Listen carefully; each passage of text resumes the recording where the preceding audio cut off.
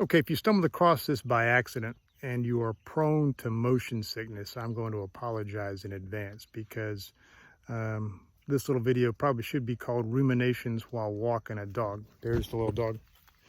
Oh, and now she started walking again, so we're going to start moving. But it's actually probably going to be titled About Mae West. Now, until today, I knew very little about Mae West. Other than probably what many people know already, and that she was a buxom sex pot Hollywood star from the early part of the 20th century. And that part is true. But I didn't know a lot about her life until I watched this morning an episode of American Experience. Now, if I had just seen documentary on Mae West, I probably would have passed on it. But American Experience episodes tend to be pretty good, so I thought, what the heck, I'll watch it. And it was very good indeed.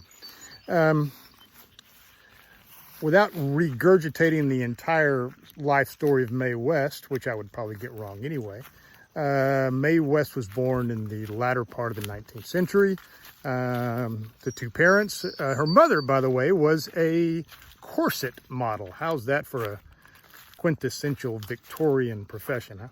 But her mother determined, for a lot of reasons, her mother determined that her daughter should be a star. And she became one pretty early. She was on the stage before she was 10 years old. What did I say? And then by the time she was in her teens, late teens, she was touring with a vaudeville company. And in her 20s, she was writing and starring in Broadway plays, and not just Broadway plays, but successful Broadway plays. One of which was entitled Sex. Now you can imagine in the 1920s how well that the title of Sex would have gone over with society. The answer is not well. And she did other plays as well, and she ended up being thrown in jail for basically indecency. She spent 8 days there on one occasion. When they asked her, how was your time in jail? She said, I had a wonderful time. Moved on in the later part of the 20s and into the 30s and became the highest paid person in the entertainment industry, which is pretty impressive. She was like the 1934 Oprah. And as I watched the show, what really kind of impressed me was not her intelligence and her drive, both of which were significant. But I think the true secret to her success was that she did not take herself too seriously. She grew up in a time when obviously the role of women was not what it is today. And not saying that it is where it should be today either, because it's not. Women are still significantly disadvantaged. And justly so. But, you know, women had just got the right to vote, for goodness sakes, and it was still perfectly acceptable for a husband to beat up on his wife if she didn't toe the line. But she not only portrayed the role of an independent woman, but an independent woman that basically thumbed her nose at many of the mores of society. You know, the idea at the time, of course, is that, you know, women are to be seen and not heard, and men enjoy sex and women don't. Women do it because they have to. And whenever the man, and they have to being whenever the man wants her to. But she was an independent, sexually aware woman, and that was the role she portrayed. And she was extremely popular. Again, as I mentioned, the highest paid entertainer or highest paid person in Hollywood. And then even later on in life, in her 80s, now she fell from popularity. By the mid 1930s, finally the people with the stick up their butt had finally had enough of her and decided that she ended up having to write scripts that were so outrageous, she says that she herself would have embarrassed to read the lines, just so the censors would cut them and leave the lines she actually wanted in the show alone.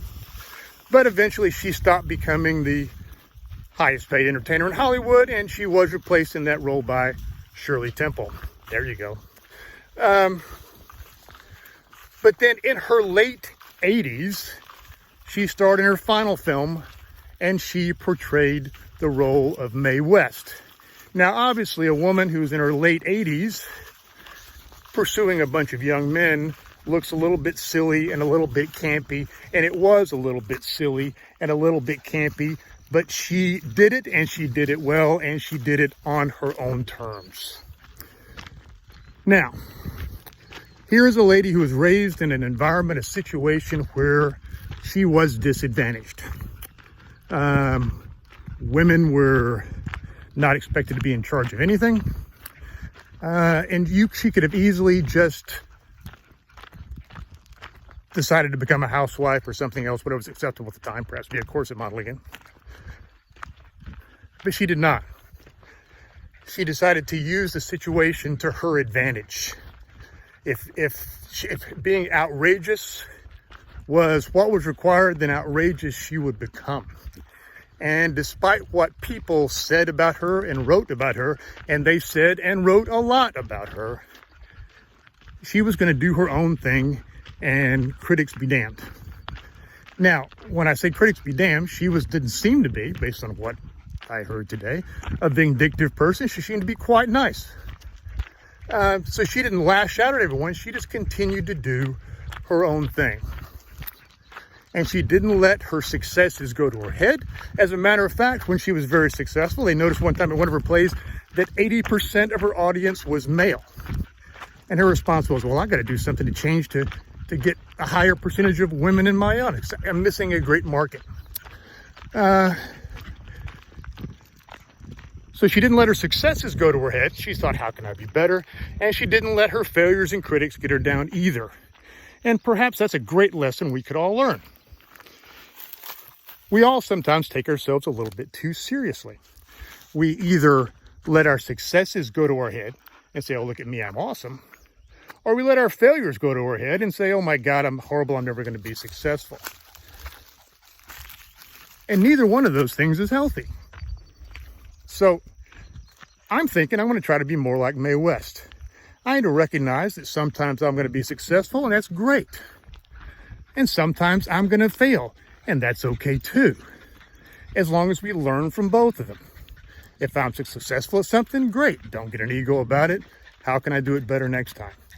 If I have a failure, and I've had many failures because I'm a deeply flawed human, what am I going to learn from that, and how I'm going to not make this same mistake next time? So, bottom line, Mae West, you're freaking awesome.